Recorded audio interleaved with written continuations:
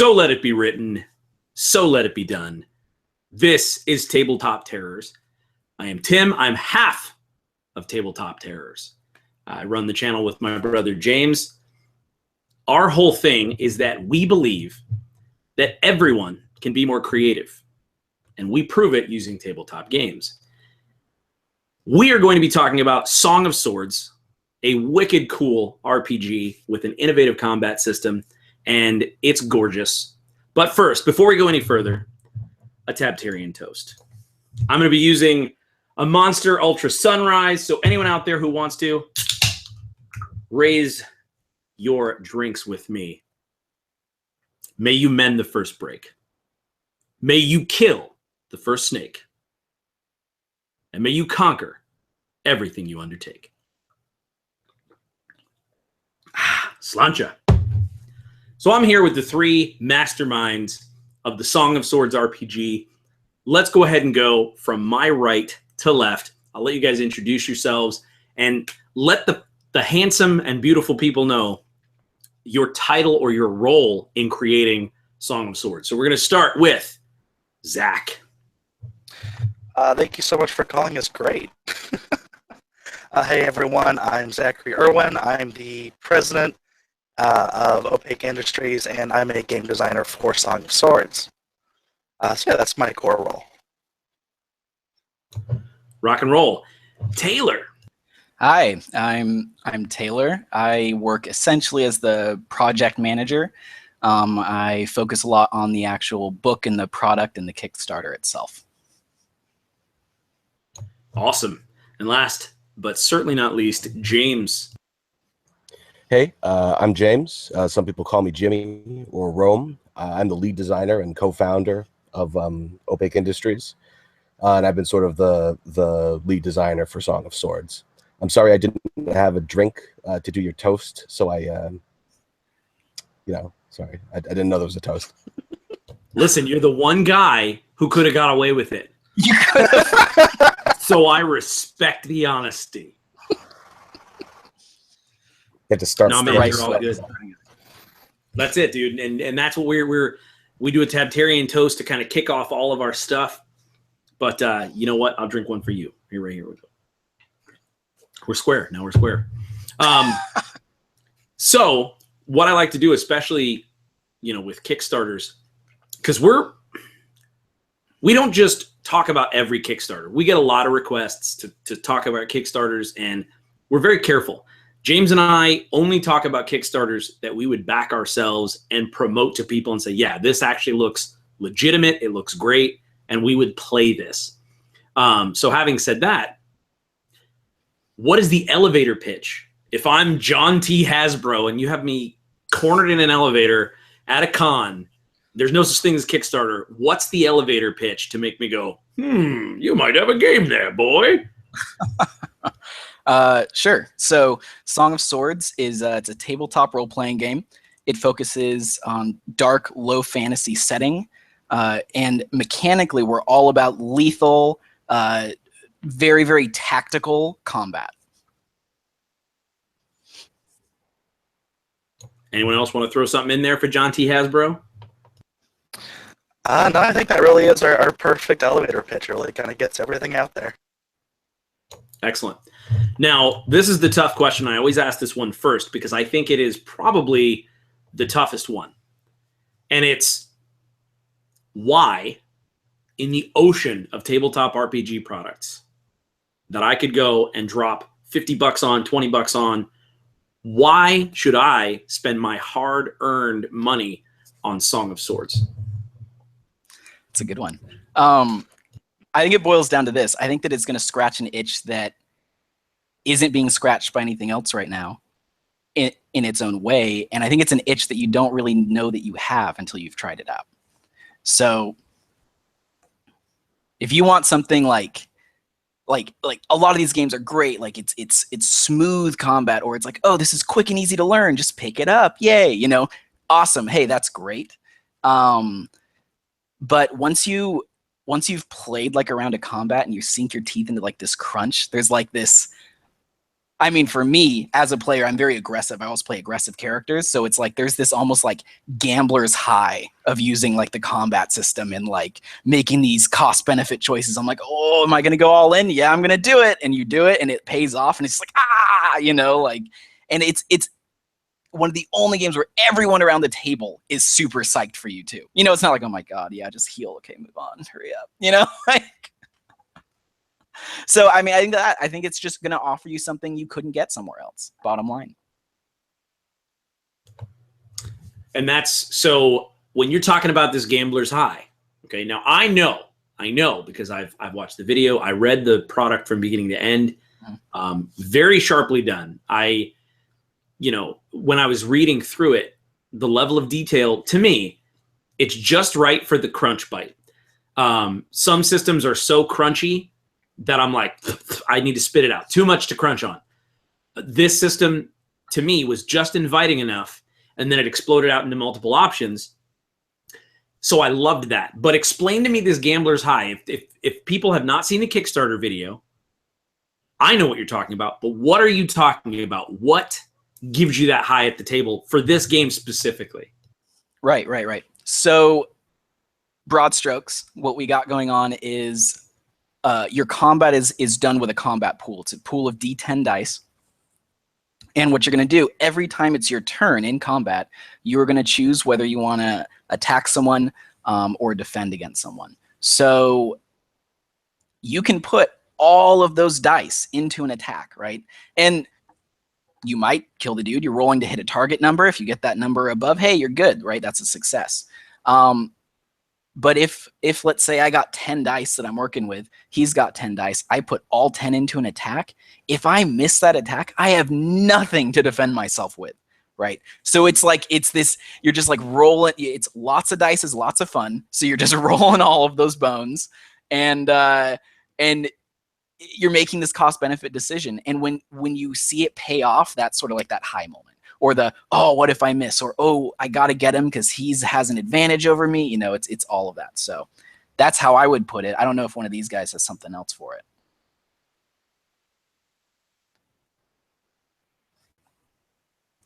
Sounds like no. Oh no, I mean I could.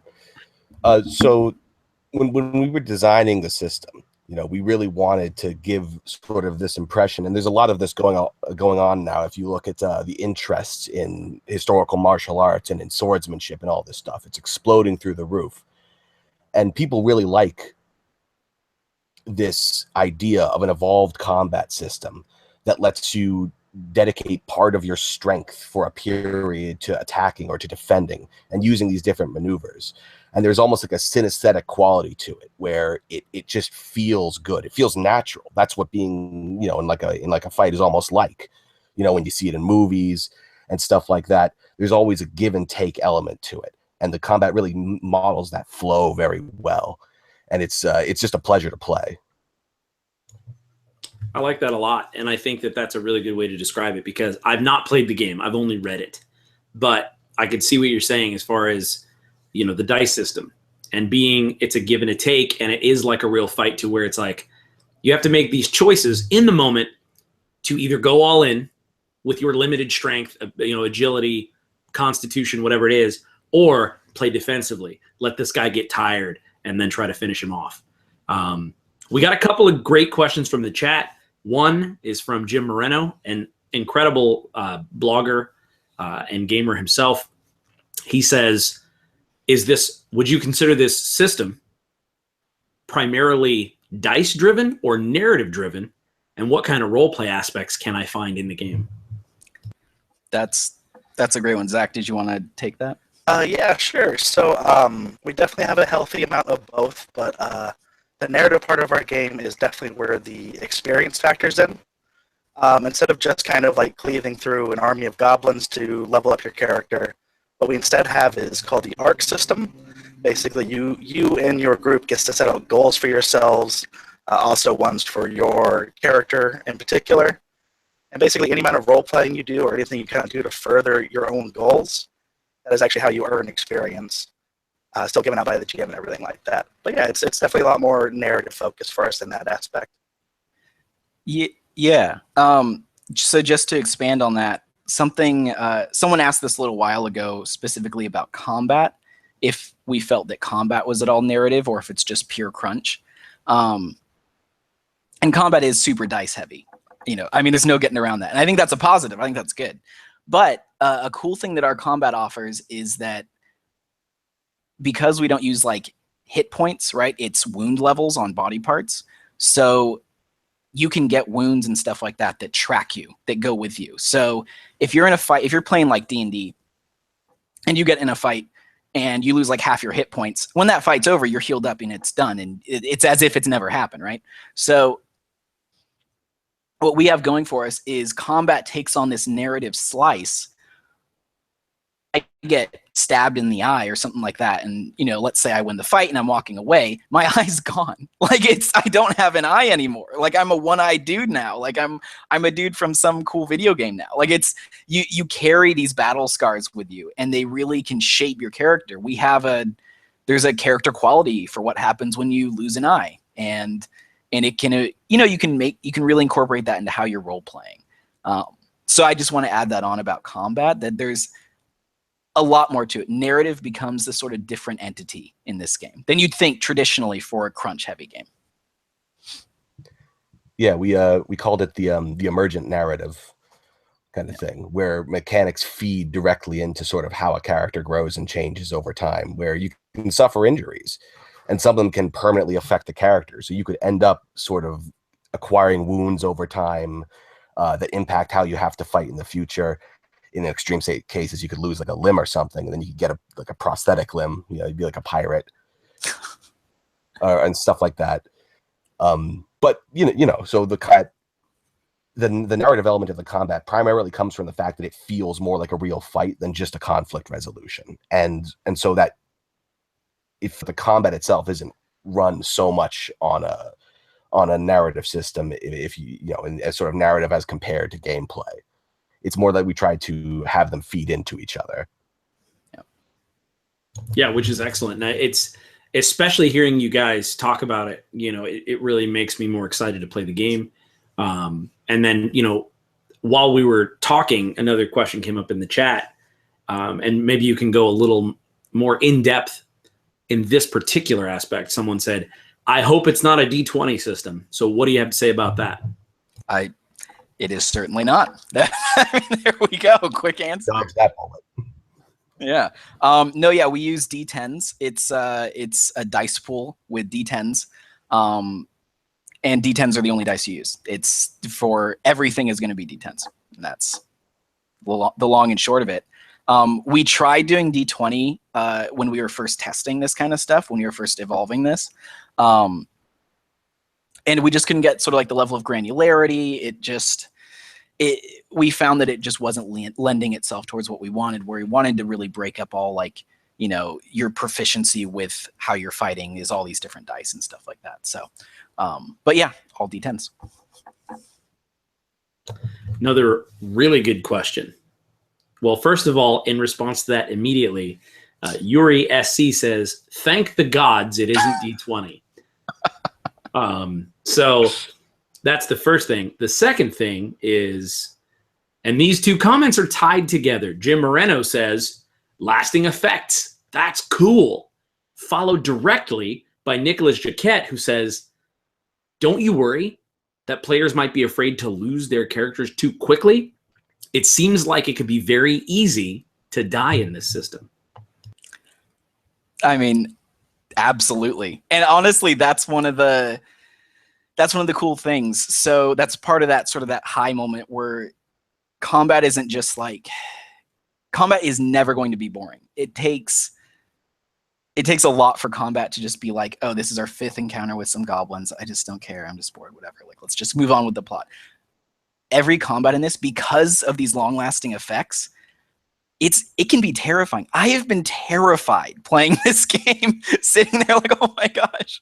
But as long as the players are prepared, as long as the GM understands sort of the strengths and weaknesses when they're setting up the encounters and stuff like that, you can avoid player death pretty reasonably.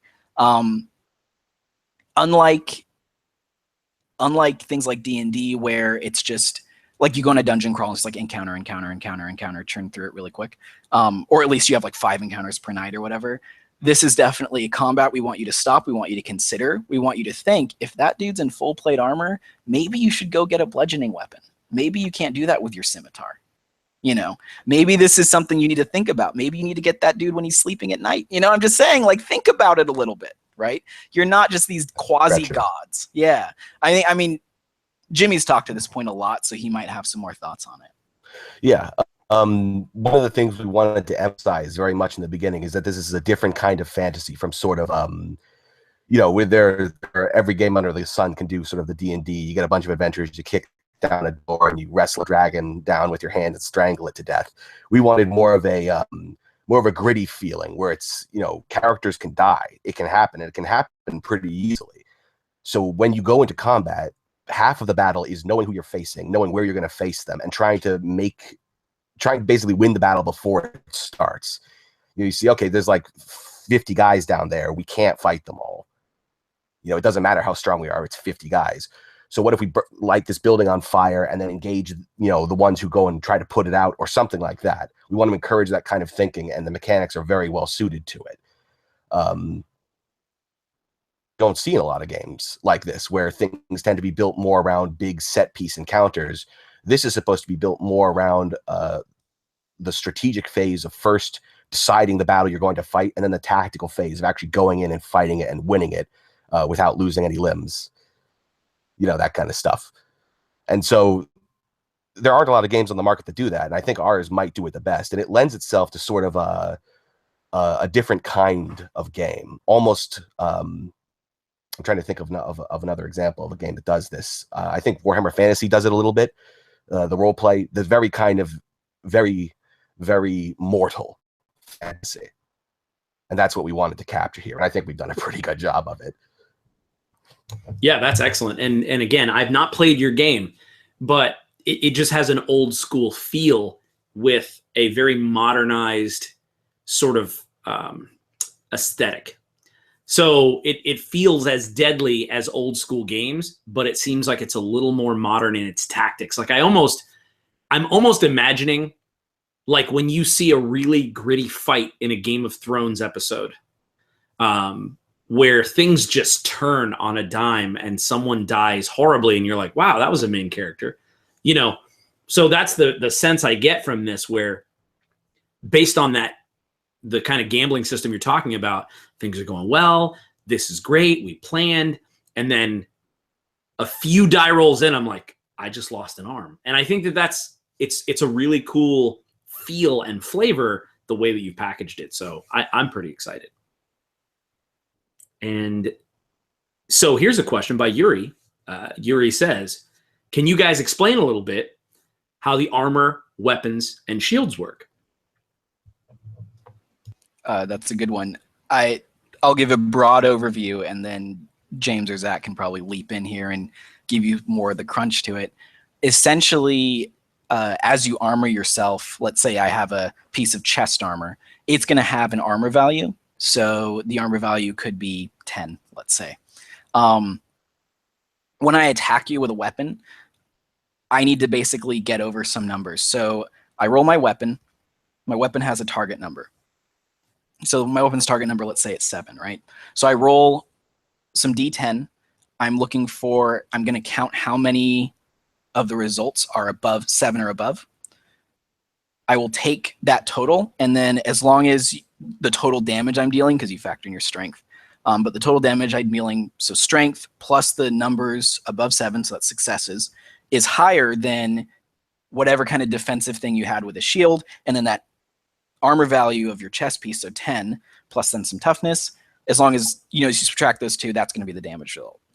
Armor is segmented, so it's like chest piece, arm piece, all that stuff. So you can mix and match your own piece of armor.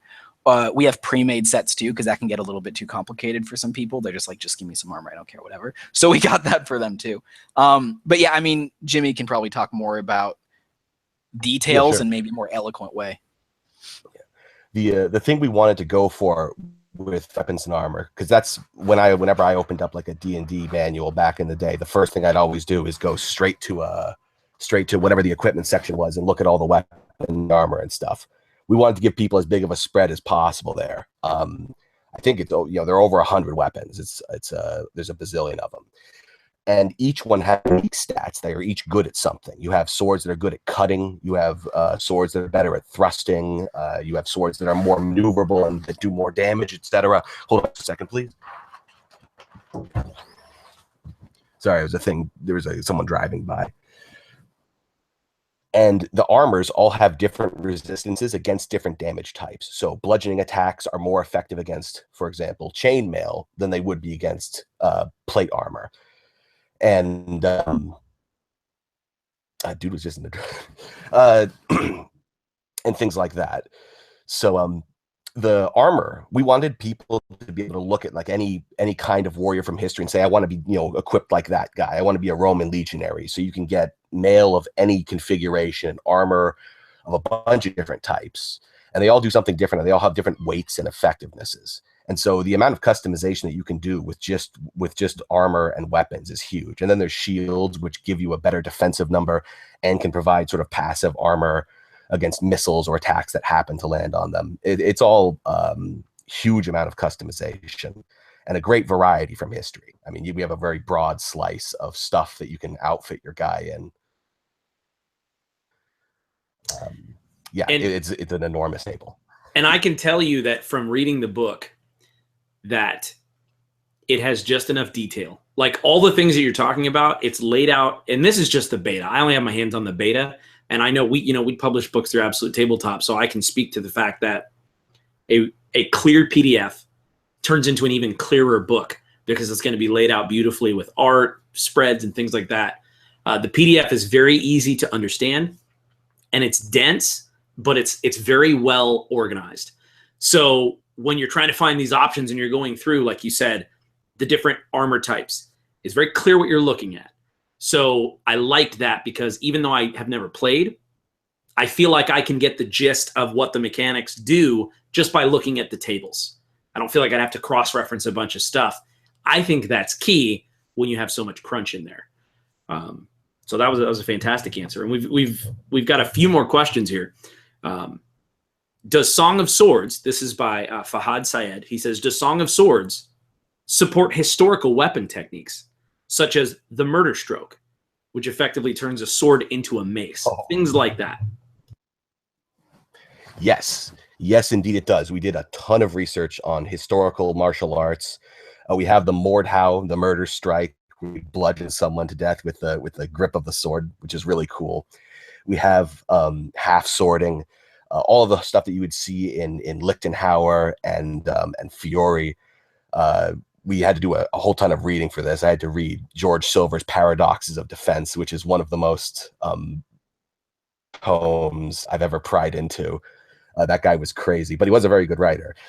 And, you know, we did a lot of research. Yes, you can do all of this stuff. And it's not very complicated. You don't have to know all the terms or anything. We've given everything sort of generic terms, but you can do just about anything that you could do historically with swords and all that cool stuff. Fighting styles that are historically accurate.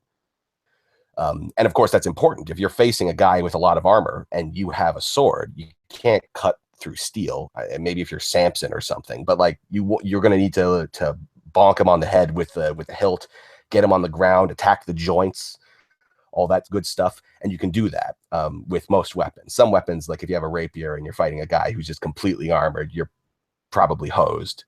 But to fight a guy in full armor with a rapier, there you go.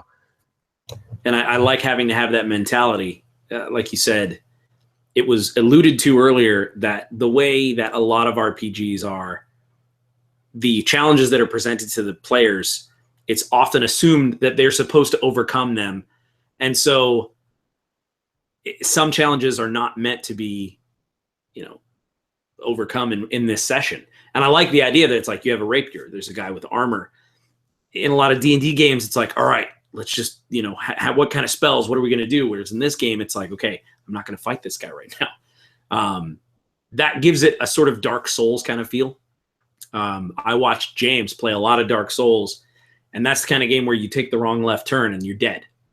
You're not meant to conquer every challenge that's roaming around the world, and I like that to me, that gives it a real gritty, low fantasy feel. Here's a question. Dark Souls was one of our big inspirations. It's a great game. That's perfect. I also really liked that the exact special move that Fahad mentioned is one that's actually in the game. So, there's a meshing of minds here. I think that people are going to respond to this very well. Oh yeah, and if we also have Fahid, if you're still there, we have to end him rightly. That's totally in there too. You can unscrew the pommel from your sword and hit a guy in the head with it. Wow. So if you're listening and you're this far in, I have been a terrible host in not telling you sooner to go down to the dungeon, which is the comments below, and go consider backing Song of Swords on Kickstarter. This is the final push. You guys have about, Fahad said, end him rightly, take my money. Fahad, click down there in the dungeon, go to the Song of Swords Kickstarter page. It's gorgeous. I'm not flattering you when I say it's my favorite Kickstarter page graphically that I've ever seen. It's beautiful, and I'm a fan. And go now, if you're watching this, whether it's live or in the next couple of days, someone tell me precisely when the Kickstarter ends.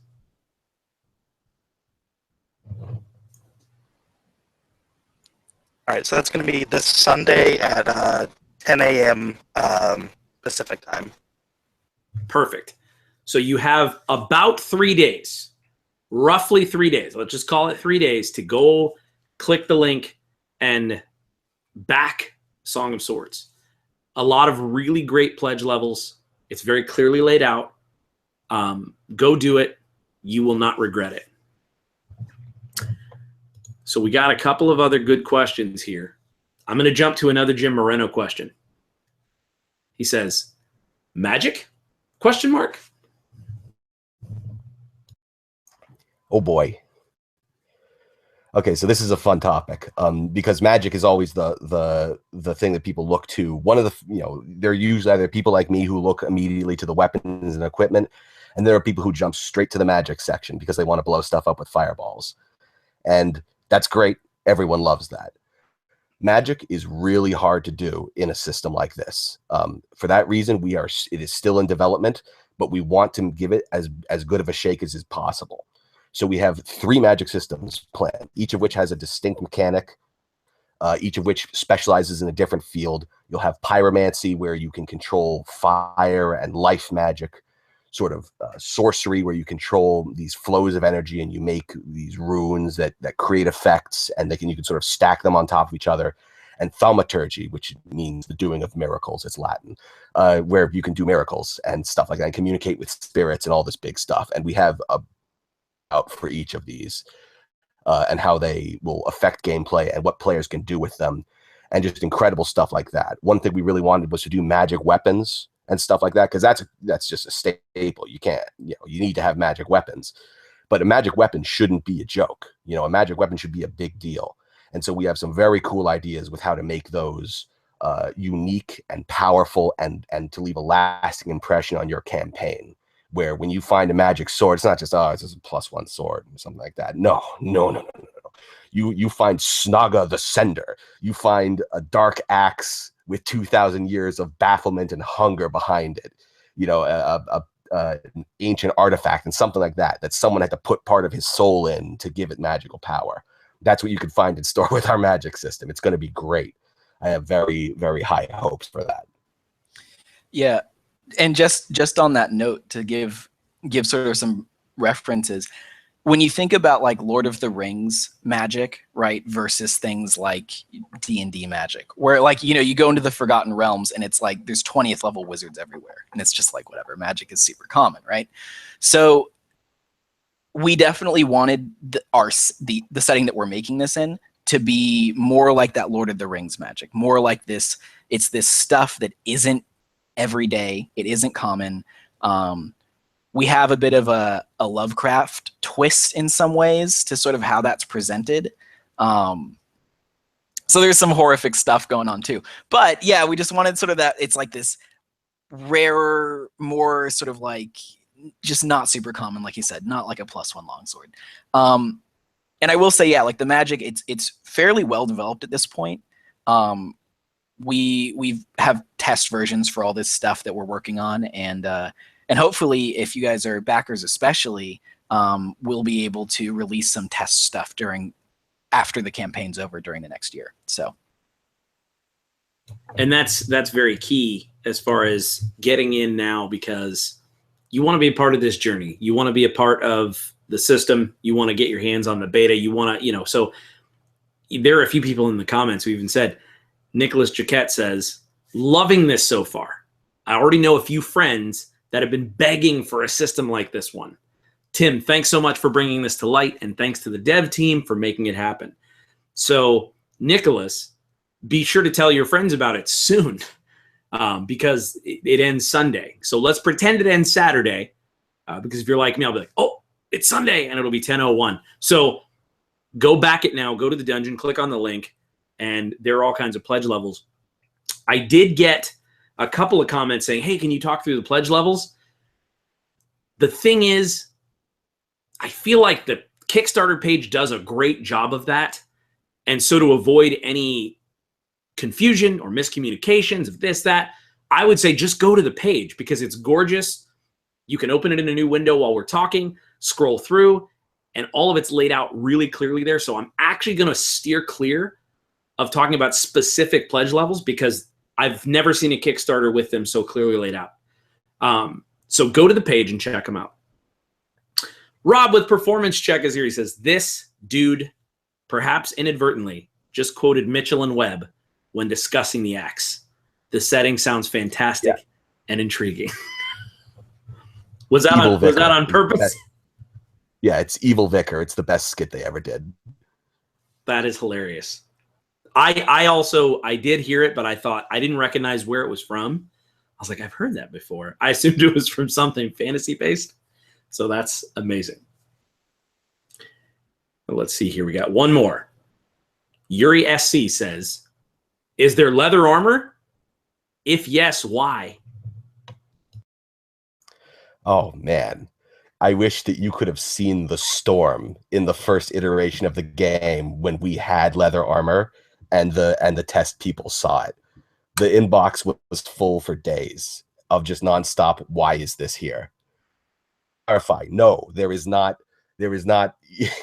like biker leather, bad 80s fantasy leather armor in this. No. You can get buff coats, which were historical. Those were just thick, sort of like, there's more like clothing, really, but it could theoretically turn aside a sword blade. And you can get, and I'm going to catch flack for this, but I will defend this historically, the cuir bouilli, or whatever however the French say it, the boiled leather. It was not used militarily often, if at all, but it did exist. We know that some pieces have been recovered from the Thames, and they're in the Museum of London. It definitely was real. It just wasn't common.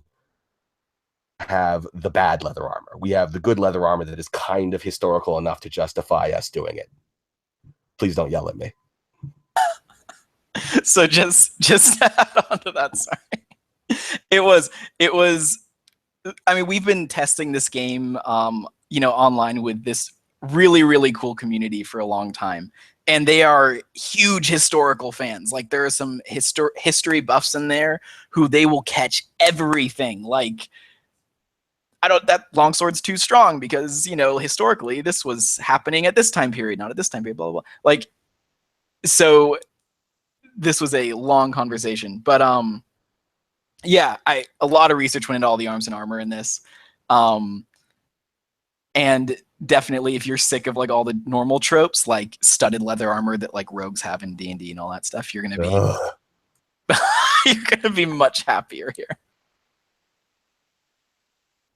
So just from the answer about the leather armor alone, you guys know your stuff. You know it inside and out. So I trust you to write this epic layer of crunch that makes sense, is consistent across the board.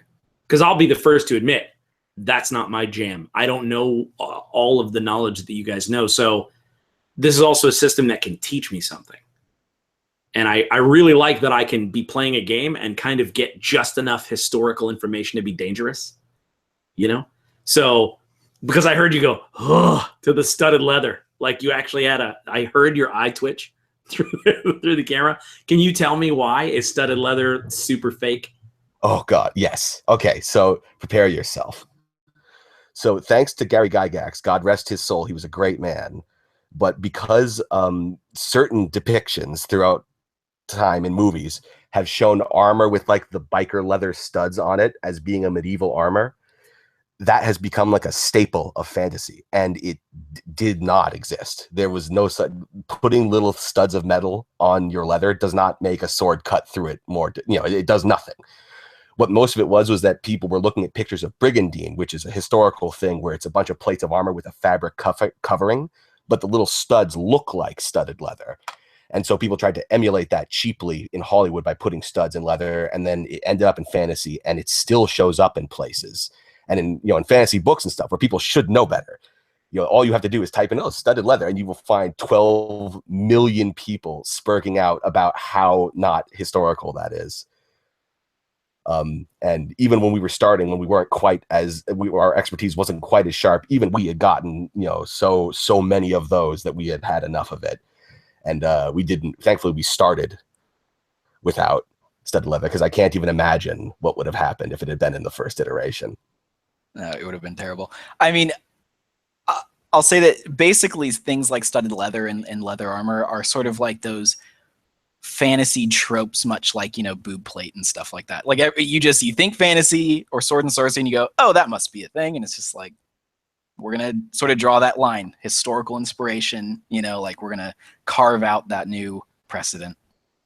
Yeah, it's definitely all stuff we were trying to steer clear of. Like in our art, in our rules, we definitely wanted to use realism as our biggest inspiration on how we want to think through everything.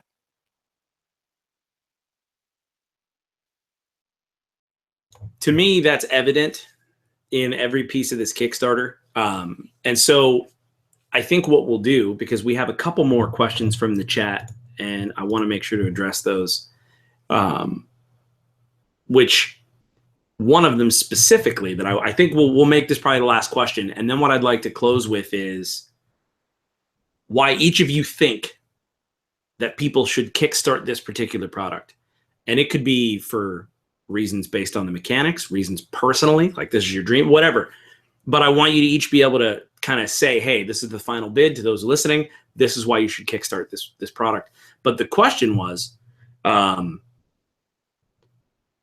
does the game system handle, and this is Fahad again, he says, how does the game system handle 2-on-1s or uneven fights?